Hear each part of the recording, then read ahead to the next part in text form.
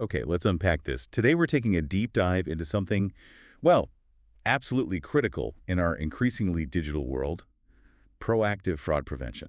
That's right. And we've been digging into some really insightful material, specifically drawing nuggets from FinCrime intelligence to help us understand this pretty complex area. And here's our mission for this deep dive, basically. Hmm. We want to cut through the noise, get to the core of why stopping fraud before it starts is so vital, understand the ever-shifting shapes these threats take. Yeah, how they morph. Exactly. And see how organizations and ultimately how you can stay protected in this, well, let's face it, dynamic environment. Because financial crime isn't waiting around. It's automated, it's sophisticated, and it's constantly finding new angles, building defenses that anticipate these attacks rather than just reacting. It's not optional anymore. Absolutely. So consider this your focused exploration into the crucial world of heading off fraud, really designed to give you the key insights you need. So let's kick things off then. When we talk about fraud prevention, what's the fundamental idea? What are we actually talking about? At its heart, it's about establishing measures and controls specifically designed to proactively reduce the risk of fraudulent activity. The crucial part is that word proactively. Got it. So it's fundamentally different from just having a system that maybe flags a transaction after the money's gone. Exactly. The core principle is stopping fraud before it even begins. In today's landscape, with rapid digital transactions, complex schemes, Hmm. you absolutely need that forward-looking layered defense. Resilience has to be built in. And what's the real world payoff? Why invest so much energy in preventing something that, well, hasn't technically happened yet? Oh, the benefits are significant. First and foremost, it's about protecting customers and stakeholders from direct financial loss. That's the most obvious impact, right? Which immediately makes me think about trust. Lose Yeah. that. Precisely. Effective prevention preserves institutional trust and brand integrity. Hugely important. Beyond that, it's essential for meeting regulatory obligations and avoiding potentially crippling enforcement actions, fines, sanctions. Yeah, the big stick from the regulators. Yeah. And I imagine the cost of prevention, it must pale in comparison to cleaning up the mess afterwards. Oh, orders of magnitude less. It minimizes the huge operational costs of lengthy post-fraud investigations, remediation, legal battles. Plus, think about this. Because fraud often exploits vulnerabilities, strong prevention efforts inherently strengthen overall cybersecurity and digital resilience, too. Right, so it's not just about the money. It's about bolstering your whole digital security posture. Makes sense. And this isn't a set it and forget it kind of thing, is it? The bad guys are always evolving. Oh, absolutely not. Fraud typologies are constantly changing, from simpler scams to really sophisticated stuff like synthetic identity fraud or authorized push payment scams, APP scams. Those APP scams are nasty. They are. So your prevention strategies have to evolve just as quickly. It's a continuous adaptation. You can't stand still. Okay, let's talk more about those typologies then. The material we looked at really highlights the sheer variety of ways fraud can happen, often by finding weak spots in systems, processes, or just, well, human behavior. They are incredibly creative in finding those weaknesses, unfortunately. We see common types like payment fraud. That covers everything from card not present transactions, online And shopping, the classic online stuff. to those devastating APP scams where you're tricked into actively sending money yourself, and even fraud committed by the merchants. Like I said, those APP scams are particularly brutal because the victim authorizes the payment. It's all about the manipulation. Exactly. Social engineering at its core. Then there's account takeover, or ATO. Often this happens when criminals get hold of stolen login details or maybe hijack your phone number through a SIM swap. Right? Imagine someone getting into your bank account, emptying it, or running up debts in your name. It's a terrifying scenario. And synthetic identity fraud, that's another complex one you mentioned. Yeah. This isn't stealing a real identity, is it? It's like building a fake person. Pretty much. They combine real bits of info, maybe a real social security number, with fabricated details to create a new, non-existent identity. Then they use it to open accounts, get credit. That they have no intention of ever repaying. Exactly. And they can patiently build up what looks like a legitimate credit history over time, which makes it incredibly difficult for traditional checks to catch. Wow. We also deal with internal or occupational fraud, things like embezzlement or, false accounting by employees, and specific fraud targeting loan and credit applications, insurance claims, manipulation there, and even the old school problem of check and document forgery. Still happens. And let's not forget the classic, always lurking investment scams. Yeah. The Ponzi schemes dressed up in new clothes. Unfortunately, they keep finding new victims. And it's important to remember the perpetrators aren't always lone hackers outside. They can be insiders or even these complex, collusive networks working together. And they still heavily rely on social engineering and malware. Those remain powerful tools. Okay, so with this constantly shifting landscape, all these threats, Yeah.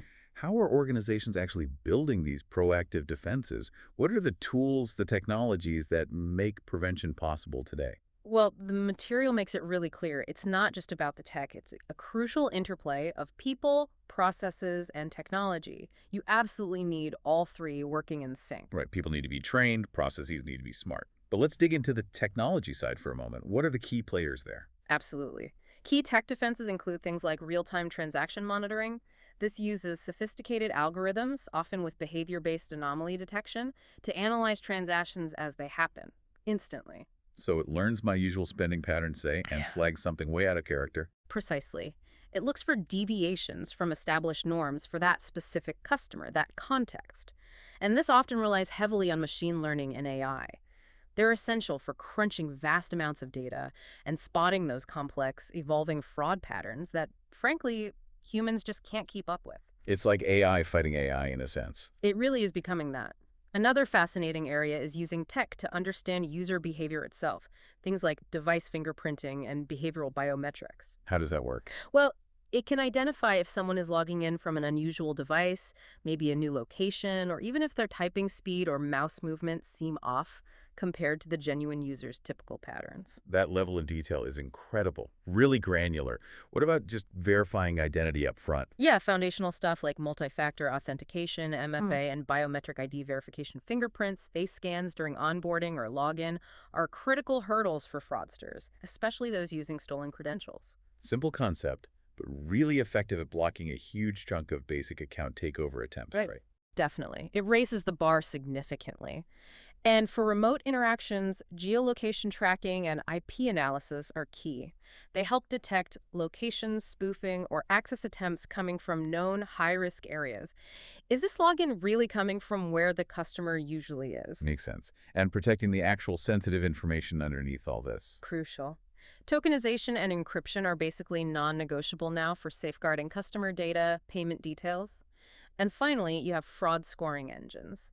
These use various weighted risk factors to automatically assess the risk level of a transaction or maybe a new account application. Okay. This allows systems to apply stricter checks only where they're actually needed based on the assessed risk. It sounds like none of these tools really work in isolation, though. They have to be connected. They absolutely can't afford to be siloed. They need to be integrated into a comprehensive risk-based architecture. What that means is controls aren't static. They adapt dynamically. Based on the perceived risk of a particular customer, their history, the type of transaction, the context, a small, routine purchase by a long-standing customer might just sail through, but a large international transfer requested by a brand new user, that's going to trigger more scrutiny. Okay, so the tech is powerful, but embedding this kind of prevention has to go beyond just the software, doesn't it? How do organizations make this a fundamental part of their entire operation, their culture even? You've hit on a really key point there. It's definitely not just an IT problem or something solely for the fraud department to worry about.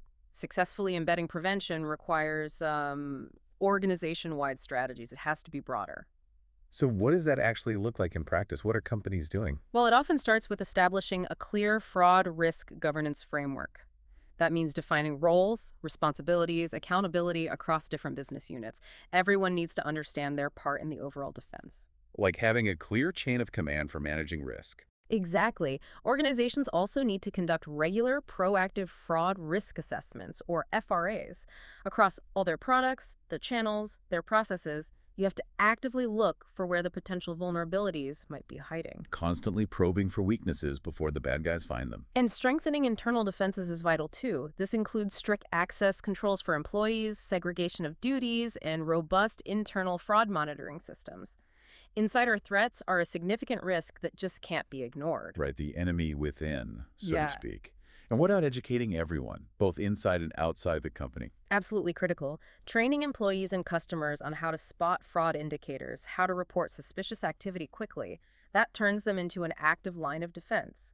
Fraudsters often rely on exploiting a simple lack of awareness. So knowledge is power, even against sophisticated scams. It truly is. And when potential incidents do occur, having clear escalation procedures and response plans ready ensures the organization can react fast and effectively, minimizing damage. Like practicing fire drills, but for different kinds of cyber or fraud attacks. That's a pretty good analogy, yeah. Proactive threat hunting and red team exercises are also becoming increasingly important. That means deliberately simulating attacks to find vulnerabilities before the actual criminals do. Actively trying to hack yourself to see where the holes are. Yeah, Smart. precisely. And underlying all of these specific strategies is the need to foster a strong culture of integrity. This means really valuing ethical behavior, making it safe for employees to raise concerns without fear, and upholding whistleblower protections. An open environment where people feel comfortable reporting suspicious activity is a massive advantage. That cultural piece seems absolutely foundational, doesn't it? Now, how does all this proactive effort, all this investment, connect with the world of regulatory compliance? Is this something regulators are demanding? Oh, it's tightly intertwined. Regulators globally aren't just recommending robust prevention anymore. They increasingly expect it. It's becoming table stakes. Okay, so this is also about meeting specific legal requirements, industry standards. It is. Effective fraud prevention directly supports compliance with a whole range of obligations. For instance, it aligns with data protection laws like GDPR. You're often handling sensitive identity and behavioral data to verify users, so you have to protect that data appropriately. Right, you have to protect the data you're using to protect people from fraud.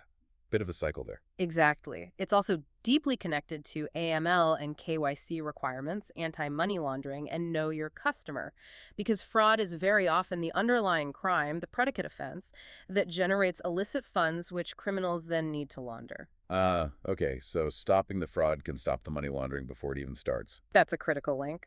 Organizations also have obligations for timely reporting of fraud incidents, especially when they impact customers or involve system breaches. Regulators expect transparency.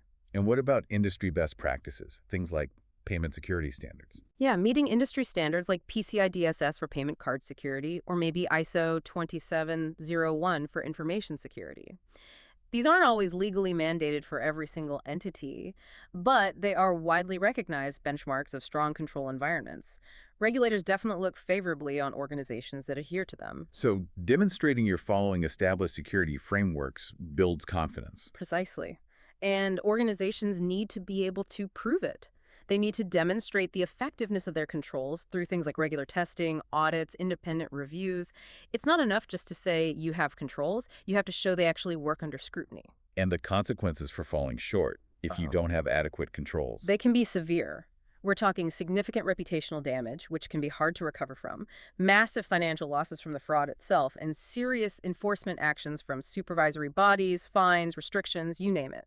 The cost of not preventing fraud effectively is just incredibly high these days. It's clear this is a never-ending race. So let's peer into the future a bit. Yeah. What are the evolving threats and challenges on the horizon that the material highlights? Where are things heading? Well, as technology advances, so do the capabilities of fraudsters. It's an arms race. The tactics just become more sophisticated, harder to spot. Okay, here's where it gets really interesting, Mm. or maybe scary. What's making the threat landscape even more complex right now? A major area is the malicious use of advanced AI. We're seeing the rise of AI-generated deepfakes, video, audio, and incredibly convincing document forgeries that can bypass even trained human eyes, let alone basic checks. Wow. Imagine getting a deepfake video call from your CEO telling you to make an urgent wire transfer. That's the kind of threat emerging. It's a terrifying leap in social engineering potential. It is. And remember those synthetic identities we discussed earlier. Fraudsters are now getting much better at building them with seemingly perfect, clean credit files over time. They look indistinguishable from real, low-risk customers using many traditional verification methods. So the fakes are becoming almost perfect copies. Getting closer, yes.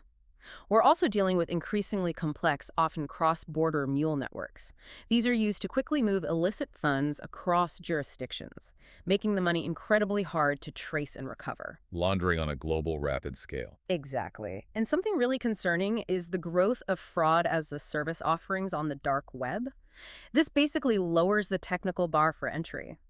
Less sophisticated criminals can now essentially rent access to powerful attack tools, botnets, stolen data, and step-by-step guides. meaning more people can launch more sophisticated attacks even without deep technical skills. Precisely. Democratization of fraud tools, unfortunately. We're also seeing attacks targeting newer digital infrastructure, things like exploiting vulnerabilities in APIs and open banking systems.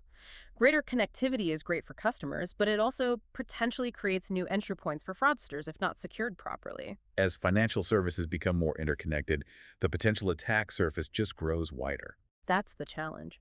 And then there's the whole frontier of fraud linked to emerging technologies, cryptocurrencies, NFTs, digital wallets.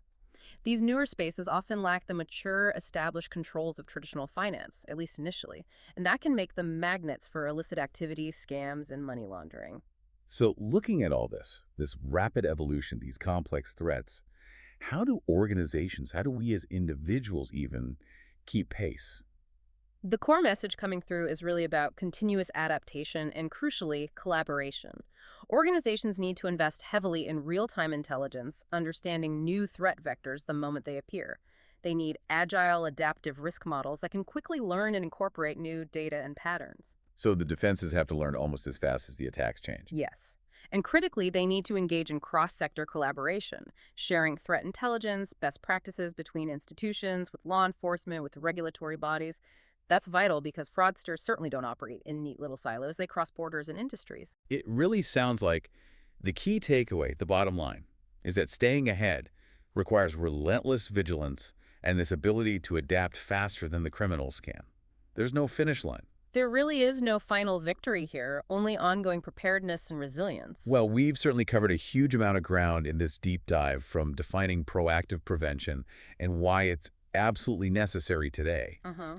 exploring the diverse, sometimes scary world of fraud types, looking at the powerful technologies and the broader organizational strategies used to build defenses. The people and processes part. Exactly.